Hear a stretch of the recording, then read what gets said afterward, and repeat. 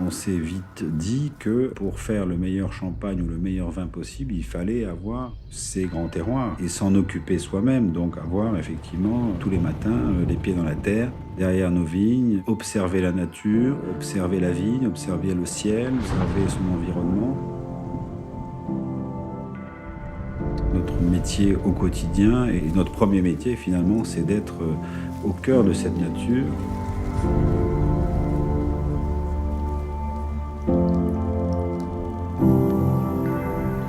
La nature, au sens propre, donne le ton. C'est elle qui décide. Le travail de la vigne doit s'inscrire dans un travail respectueux de cette terre et de cette nature. Il faut vraiment nourrir le sol pour nourrir la vigne. Il faut que le sol soit vivant. On va travailler différemment et on va lui apporter de la matière organique que le sol va digérer.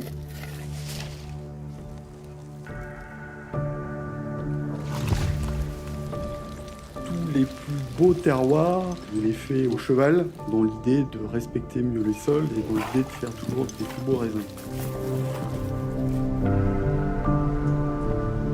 Un des gestes phares, c'est la taille. Pour avoir un flux de sève qui soit vraiment parfaitement continu, des racines jusqu'au bourgeon. La sélection massale est pratiquée dans des vieilles vignes qui sont historiques dans la maison pour préserver cette biodiversité et la faire perdurer dans le temps. On va replanter des vignes à partir de vieilles vignes pour préserver ces individus. Tout ce travail, finalement, c'est cette viticulture familiale. On s'émerveille tous les jours, on est des amoureux de notre terre et de nos vignes et de nos vins.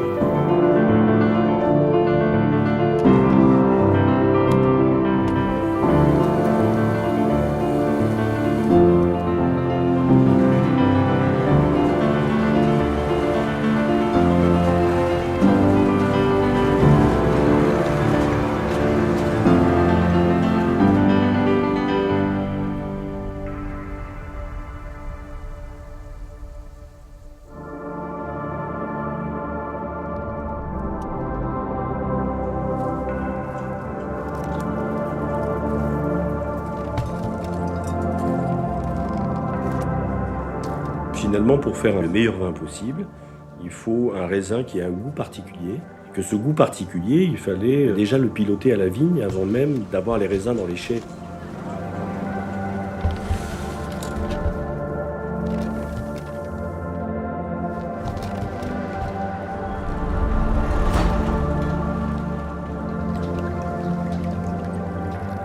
Les vins chez nous sont des individus qu'on va suivre jusqu'à l'assemblage.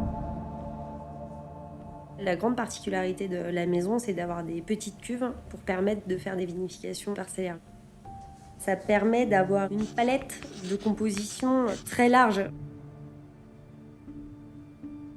On arrive à l'assemblage, c'est là où toute la puissance du parcellaire est importante, dès lors que le maestro sait faire jouer les instruments ensemble.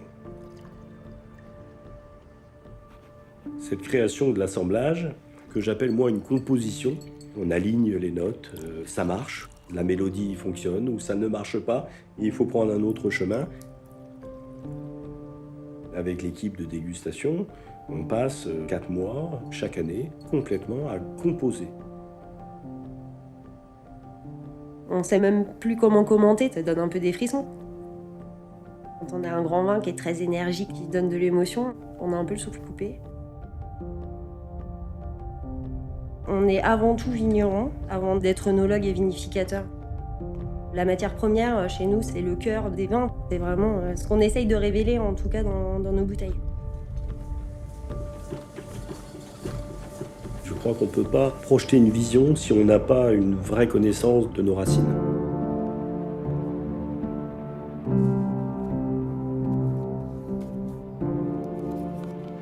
Un grand luxe, c'est le temps. Le temps, quand on essaie d'inventer ou de créer des vins de demain, c'est extrêmement précieux parce qu'il faut du temps en fait pour faire les choses bien dans le vin. Il faut tout s'autoriser, il ne faut rien s'interdire. Ça, c'est très important.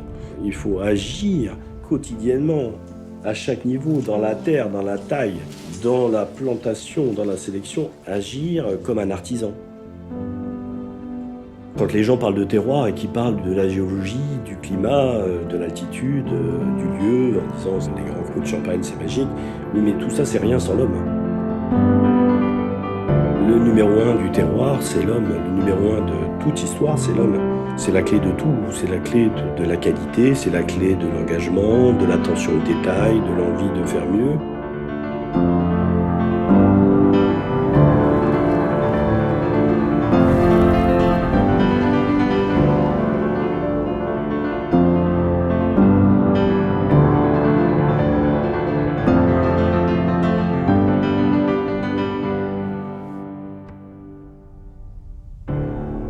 Chaque génération, finalement, dans la famille, a su apporter à cette maison un supplément de singularité, un supplément de culture, un supplément d'état d'esprit, une philosophie qui a contribué à ce qu'est le Béreudrey aujourd'hui.